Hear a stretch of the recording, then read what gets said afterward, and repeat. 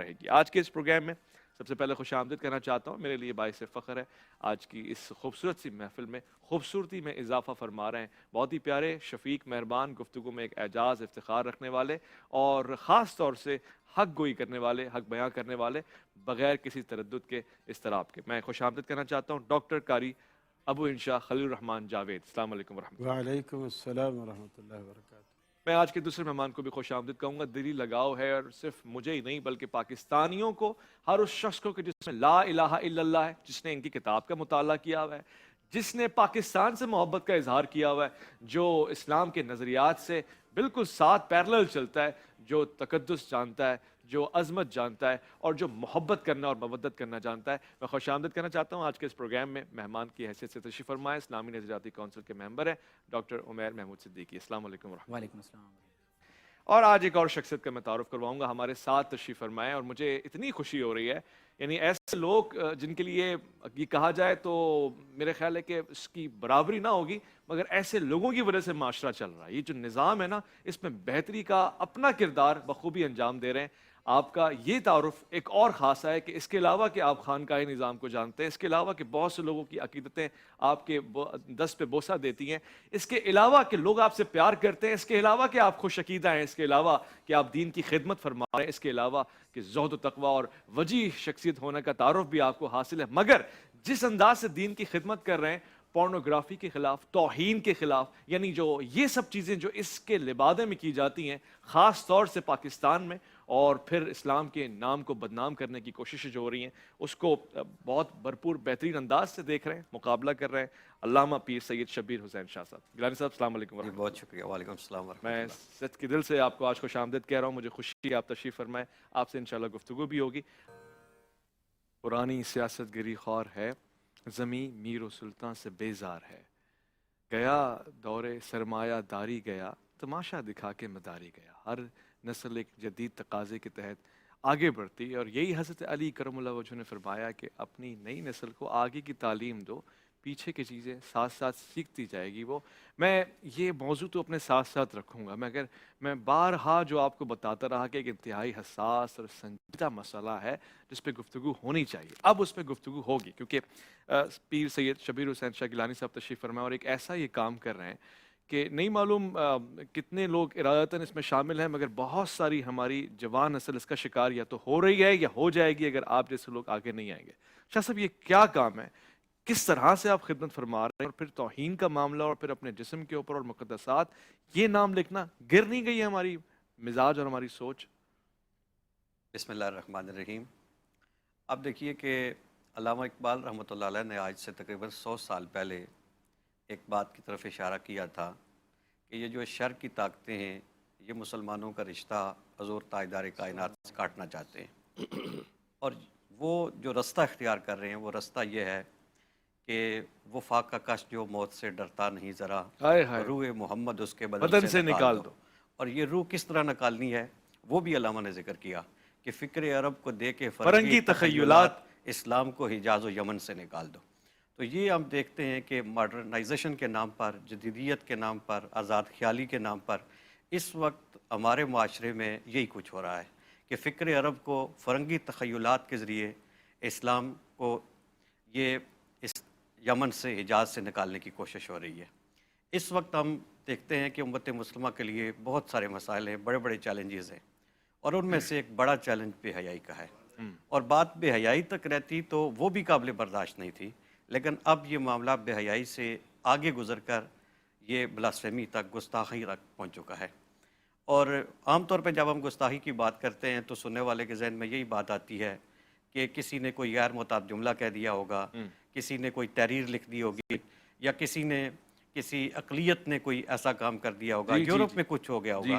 لیکن یہ جو گستاخی ہے یہ اس سے کئی ہزار گنا زیادہ سنگین ہے کہ انسانی جسم کے وہ اعضاء جن کا ہم کسی جگہ بیٹھ کے نام بھی اپنی زبان پر نہیں لاتے، اللہ توبہ، ان اعضاء پر مقدس ترین ہستیوں کے نام لکھے جاتے ہیں، اعوذ باللہ، پھر بدکاری کی جاتی ہے، اس کی ویڈیوز، تصویریں بنتی ہیں، اور پھر انہیں مخصوص اپلیکیشنز کے ذریعے، مخصوص ویب سائٹس پر بلاسفیمی کے گروپوں میں پھیلایا جاتا ہے، اور اس کے ذریعے نئی نسل کو یہ اس دلدل میں دھکیلا جا رہا ہے۔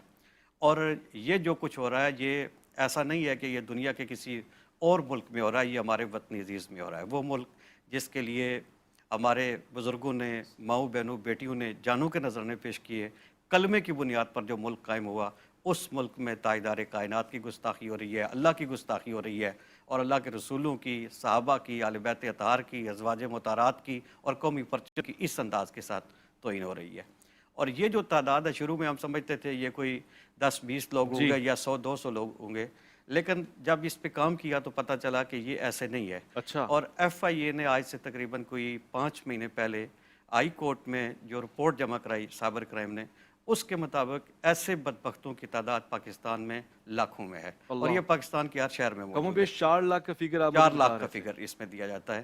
تو اس میں کراچی سے لے کر گلگت تک پاکستان کا کوئی شہر اس سے محفوظ نہیں ہے۔ یہ پاکستان کی تعداد ہے، یہ پاکستان کی سوچ نہیں تعداد، سکتا 4 لاکھ کی تعداد وہ ہے جو ہمارے وطن عزیز کی ہے۔ اللہ اکبر۔ اور اس میں جو ایف آئی اے نے کام کیا ہے، اور لیگل کمیشن بلاسفیمی کے نام سے ایک ادارہ جو اس پہ کام کرتا ہے، اور طریق اس کا یہ ہے، پہلے آپ نے دیکھا ہوگا کہ ہمارے ہاں جب بھی کوئی بلاسفیمی کا واقعہ پیش آتا ہے تو ہماری تاریخ یہی رہی ہے کہ فوراً اس کو شیئر کیا جاتا ہے، وائرل کیا جاتا ہے، ساتھ کہا جاتا ہے اس پہ لعنت کریں اور شیئر کریں، جی تو وہ اور زیادہ پھیلتا ہے۔ ایسا ہی ہے۔ تو لیگل کمیشن آف بلاسفیمی نے ایف آئی اے کے ساتھ مل کر اس کے لیے رستہ یہ اختیار کیا ہے کہ ہم نے اس مسئلے کو سڑک پہ حل نہیں کرنا، وہاں پہ وسائل ضائع نہیں کرنے، اس سے ملک کا نقصان ہوتا ہے۔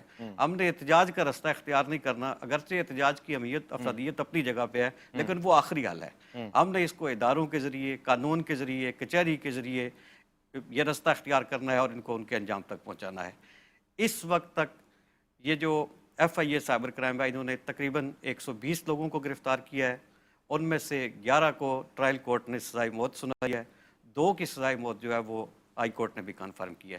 ان 120 لوگوں میں سے کسی ایک شخص کی بھی، کسی ایک بھی عدالت سے ان کی ضمانت نہیں ہوئی۔ جتنے بندے اس میں گرفتار ہوئے ہیں وہ سارے کے سارے مختلف جیلوں میں، زیادہ تعداد جو ہے وہ پنڈی میں ہے، کچھ اس میں لاہور میں کوٹ لکھپت جیل میں ہے، اور کچھ باقی شہروں میں ہے۔ اور یہ جو تعداد ہے اس میں ایک بات جو سمجھنے کی ہے، جو ہمارے لیے لمحہ فکریہ بھی ہے، کہ یہ کتنی تیزی سے پھیل رہے ہیں۔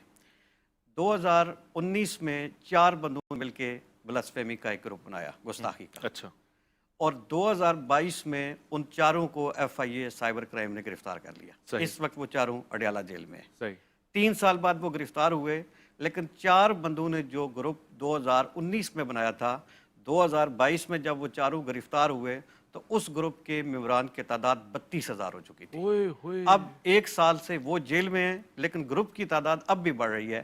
اس وقت اس گروپ کی تعداد 40,000 سے بھی زائد ہو چکی ہے۔ اصل کرونا وائرس تو یہ خبیث لوگ ہیں۔ تو اب یہ دیکھیے کہ یہ چیز کتنی تیزی سے پھیل رہی ہے، اور کتنے لوگ ہیں جو اس دلدل میں دستے جا رہے ہیں۔ ایسا ہی ہے۔ اس پہ جو کام اس وقت کیا جا رہا ہے وہ صحیح۔ یہی ہے کہ اس میں ضرورت ہے کہ ٹھیک ہے۔ ہمارے ادارے اپنا کردار ادا کریں، پی ٹی اے اپنا کردار نہیں، ادا کریں۔ میں آپ کو شاباش کہوں گا، تحسین ہے، تبریک ہے، آپ بہت اچھا کام کر رہے ہیں، اور مجھے خوشی ہوئی ہے کہ آج آپ نے ہماری آنکھیں کھولی ہیں اس حوالے سے۔ یقیناً ہم سب یہ سوچ رہے ہیں کہ شاید چند ایک لوگ غلطی سے، آپ کہہ رہے ہیں ارادتاً پلاننگ کر کے، آرگنائز طریقے سے یہ کام کر رہے ہیں۔ 11 افراد کو پھانسی بھی ہوئی ہے اس سلسلے میں، آپ نے بتایا۔ ٹرائل میں آگے کورٹ نے سزا سنائی۔ چلنا چاہتا ہوں ہمارے ساتھ ڈاکٹر صاحب، آپ اس کے علاوہ جو ہمارا آج موضوع بھی چل رہا ہے وہ اس سے ربط رکھتا ہے، جوڑ رکھتا ہے، تسلسل بھی اسی بات کا ہے کہ ہمارے ہاں اور مغربی اقدار میں یکسر ایک اختلاف پایا جاتا ہے، مختلف انداز ہے۔ مثلا اصول یہ ہے کہ اصول کے تمام جدید طریقہ کار مغرب کے مفید ہیں اور ان کو استعمال کرنا چاہیے، یہ سب اس پہ اتفاق کرتے ہیں، مگر جو نقطہ قرآن و سنت کا ہے وہ اس سے اختلاف رکھتا ہے۔ جدید طریقہ کار کا استعمال اور ہمارا مزاج یہ الگ الگ ہے۔ مزاج تو خیر الگ ہیں، ظاہر بات ہے، اس میں تو کوئی دو رائے نہیں ہے، لیکن اس کا علاج وہی ہے جو رسول اکرم صلی اللہ علیہ وسلم نے اختیار فرمایا۔ وہ علاج یہ ہے، یہ چیزیں پیدا اس لیے ہوتی ہیں کہ سب سے پہلے جب ہمارے دلوں کے اندر اللہ رب العالمین کا تصور، اس کا ڈر، اس کا خوف، اس کی ذات کا ہونا، وہ تصور جب معدوم ہو جاتا ہے ایک مسلمان کے دل میں، پھر وہ کہیں کبھی نہیں رہتا۔ نبی رحمت صلی اللہ علیہ وسلم نے مکے کے اندر 2 کام کیے پورے 13 سال تک، کوئی حج، کوئی جہاد، کوئی عمرہ، کوئی شادی کے مسائل، جناز، کچھ نہیں سکھلائے۔ 13 سال تک صرف 2 کام کیے۔ لوگوں کو ایک یہ بتایا کہ تمہارا رب ایک ہے، صحیح۔ خالق، مالک، رازق، سب کچھ وہی ہے۔ دوسرا یہ تصور مضبوط کیا 13 سال تک کہ تم نے مرنا ہے اور مرنے کے بعد ایک بڑی عدالت کے اندر اللہ کے سامنے تم نے پیش ہونا ہے۔ یہ وہ تصور تھا جو انسان کو برائی سے روکتا ہے، کیونکہ یہ جب ڈر ہونا کہ میں نے ایسی جگہ پیش ہونا ہے، میری بے عزتی ہوگی، مجھے سزا ملے گی، میرا یہ ہو۔ اب ہم اتنے نڈر ہو چکے ہیں، یعنی سی سی ٹی وی کیمرہ سے ہم ڈرتے ہیں، اللہ سے نہیں ڈرتے۔ اگر دیوار پہ لکھا ہوا ہو اور 500 کا نوٹ پڑا ہوا ہو اور ہم جا رہے ہوں، وہاں ہماری نگاہ پڑ جائے کہ لکھا ہوا ہے کہ کیمرے کی آنکھ تمہیں دیکھ رہی ہے، تو میں وہ نوٹ نہیں اٹھاؤں گا، اس لیے کہ بھی ہو سکتا ہے کسی نے مجھے بدنام کرنے کے لیے ڈالا ہو۔ اور اگر آگے چل کر یہ لکھا ہو کہ خبردار اللہ تمہیں دیکھ رہا ہے، کسی کو پرواہ ہی نہیں ہوتی، خوف خدا اگر ہوگا تو، اس لیے کہ وہ تصور ہمارے دل سے نکل گیا۔ اور رسول اللہ صلی اللہ علیہ وسلم نے اصلاح کا جو پہلو اپنایا وہ یہی سب سے پہلی چیز تھی کہ پہلے اللہ رب العالمین کا تصور مضبوط کیا جائے، پھر آخرت کا تصور۔ اب آپ دیکھیں نا کہ ابو سفیان ایک موقع پر رسول اللہ صلی اللہ علیہ وسلم کے سامنے ایک بوسیدہ قبرستان سے ایک ہڈی لے کر آئے، اور اس نے آ کر ابھی یعنی وہ ایمان نہیں لائے، اس وقت کی بات ہے، آپ کے سامنے آ کر اس نے ایسے مسلا ہڈی کو انگلیوں سے، اور وہ ہڈی ریزہ ریزہ ہو کر زمین پہ گرنے لگی، اور جھٹ سے اس نے ایک سوال کیا، من یحیی العظام وہی رمیم، قل یحیی الذی انشأ اول مرۃ، کہ آپ ہر روز ہمیں یہی کہتے ہو کہ دوبارہ زندگی ہے، اتنی پرانی ہڈی جو انگلیوں کے مسلنے سے راکھ بن چکی ہے، خاک بن چکی ہے، اس کو بھلا کون زندہ کرے گا؟ اللہ تبارک و تعالیٰ نے فوراً جبریل کو بھیجا، اس سے پہلے کہ آپ کچھ جواب دیں، جبریل جاؤ ہماری طرف سے جواب دو، رسول اللہ صلی اللہ علیہ وسلم سے کہو قل، کہ انہیں جواب دو، یحیی الذی انشأ اول مرہ، کہ بدبختو تمہیں پہلی مرتبہ جب تمہارا ڈھانچہ نہیں تھا، خاکہ نہیں تھا، تمہارا نام نہیں تھا، تمہارا یہ جسم کا کچھ بھی حصہ نہیں تھا، اس نے تمہیں پیدا کیا، اس پہ تو تمہیں تعجب نہیں ہو رہا، اب تمہارا سب کچھ موجود ہے اور دوبارہ وہ تمہیں پیدا کرے گا، اس پہ تمہیں تعجب ہے۔ یہ آخرت کا تصور جو ہمارے دل سے نکل گیا ہے، ہمیں اللہ کی دربار میں پیشی کا خوف ہی نہیں ہے، اور جب وہ خوف نہیں تو پھر ہمیں گناہ پر جرأت ہوتی ہے۔ وہ قرآن کیا کہہ چکا، اللہ تعالیٰ انسانی حین من دہر لم یکن شیئا شیئا مذکورا، مذکورا۔ کیا اوقات تھی، اور پھر اس پہ افتخار، اور پھر اس پہ غرور اور تکبر، اور پھر یہ کہ اپنی رب کو بھول جائے، اور یہ بھی کہ اسی کی طرف لوٹ کے جانا ہے، اور اس کے باوجود ہمارا مزاج۔ بہت اہم بات ہے کہ ہم کیمرے کی آنکھ سے تو ڈر رہے ہیں، ہم خدا کے دیکھنے سے نہیں ڈر رہے، جبکہ سکھایا تو یہ گیا کہ نماز میں اس حد تک خشیت اور تقویٰ اور زہد ہو کہ جیسے کہ تم اسے دیکھ رہے ہو، اور اگر تم اسے نہیں دیکھ رہے وہ تو تمہیں دیکھ رہا ہے۔ ہم اسی گفتگو میں مزید لطافت کے خواہش مند ہیں، چلیں گے نعت شریف کی طرف اور سلام عقیدت پیش کریں گے۔ دور و نزدیک کے سننے والے وہ کان لال کرامت پہ لاکھوں سلام، مصطفیٰ جان رحمت پہ لاکھوں سلام، خرم حبیب کی آواز میں۔